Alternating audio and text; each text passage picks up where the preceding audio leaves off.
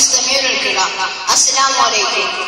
إني أريد أن ألقي إليكم كلمات قليلة عن النبي صلى الله عليه وسلم.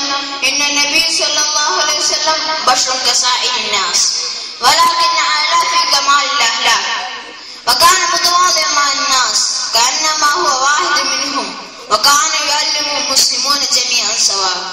وزوجته زوجة عائشة رضي الله عنها كيف كان رسول الله صلى الله عليه وسلم في بيته من مكارم الأخلاق. كان بشر كالبشر يسلخ ناله ويرقع ثوبه ويهدم نفسه. كان النبي صلى الله عليه وسلم رفيق الشعور لين الجانب محبا للناس يعلفهم ويعلفون.